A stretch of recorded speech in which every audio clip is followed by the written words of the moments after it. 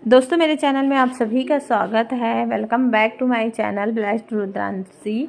जैसा कि आप सभी जानते हैं 24 जनवरी को विजया एकादशी है, तो एकादशी व्रत कथा सुनते हैं, सुनाते हैं, आप सभी के साथ शेयर करते हैं।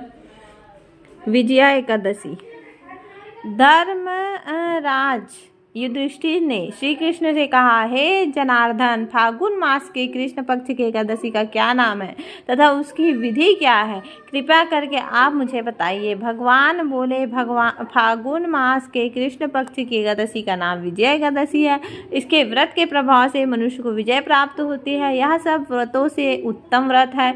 विजया एकादशी के महत्ता के श्रवण व पाठन से समस्त पाप नष्ट हो जाते हैं। देवर्षि नारद ने ब्रह्मा जी से फागुन मास के कृष्ण पक्ष की एकादशी का विधान पूछा था।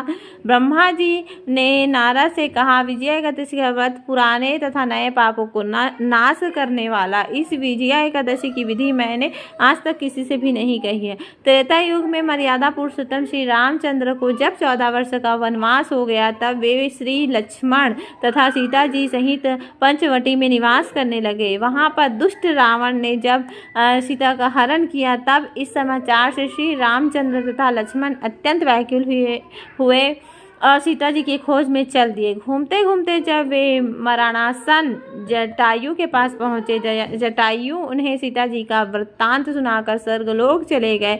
कुछ आगे जाकर उनकी सुग्रीव से मित्रता हुई और बाली का वध किया। हनुमान जी ने लंका में जाकर सीता जी का पता लगाया और उनसे श्री रामचंद्र जी और सुग्रीव की मित्रता का वर्णन किया। लंका से लौटकर हनुमान जी ने भगवान राम को सारा हाल सुनाया। श्री रामचंद्र जी ने वानर सेना सहित लंका को प्रस्थान किया।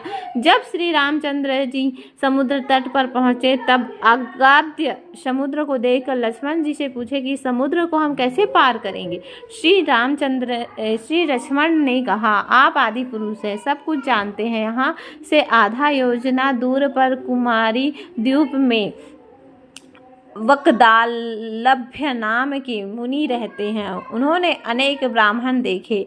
आप उनके पास जाकर इसका उपाय पूछे। लक्ष्मण जी के इस प्रकार के वचन सुनकर श्री रामचंद्र जी वकदल्भ ऋषि के पास गए और उनको प्रणाम करके बैठ गए। मुनि ने भी उनको आदर करते हुए पूछा, आपका आना कैसे हो? रामचंद्र ने बताया कि मैं अपनी सेना सहित यहाँ आया हूँ। राक्षसों को जीतने की लंका जा रहा हूँ। आप कृपा करके समुद्र पार करने का कोई उपाय बतलाइए। मैं इसी कारण आपके पास आया हूँ। वकदल्भ्य ऋषि बोले, हे श्री राम, फागुन मास के कृष्ण पक्ष के एकादशी का उत्तम व्रत करने से निश्चय ही आपकी विजय होगी, साथ ही आप समुद्र भी पार कर सकेंगे। ऋषि ने श्री राम को एकादशी की व्रत की विधि बताई। विधि इस प्रकार है। दशमी के दिन स्वर्ण, चांदी, तांबा या मिट्टी का एक घड़ा बनाए। उस घड़े को जल से भर कर तथा 5 पल्ला रख वेदी का स्थापित करे। उस घड़े के नीचे सतनाज और ऊपर जौ रखे। उस पर श्री नारायण भगवान की स्वर्ण की मूर्ति स्थापित करें। एकादशी के दिन स्नान आदि निवृत्त होकर धूप, दीप, नैवेद्य, नारियल आदि से भगवान की पूजन करें। तत्पश्चात घड़े के सामने बैठ कर दिन व्यतीत करे और रात्रि को भी उसी प्रकार बैठे रहकर जागरण करे। द्वादशी के दिन नित्य नियम से निर्वित होकर वह घड़ा ब्राह्मण को दे दे। हे श्री राम, यदि आप अपने सेना नायक के साथ इस व्रत को करेंगे तो आपकी विजय अवश्य होगी।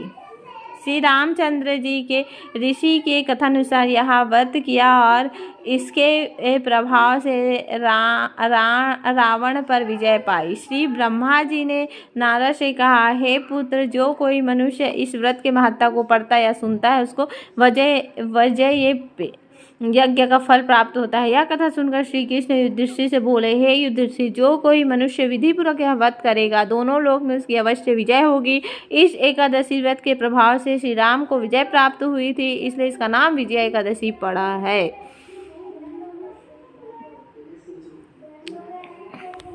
श्री नारायण आप सभी को हर क्षेत्र में विजय प्राप्त करें और आप सभी की मनोकामना पूर्ण करें।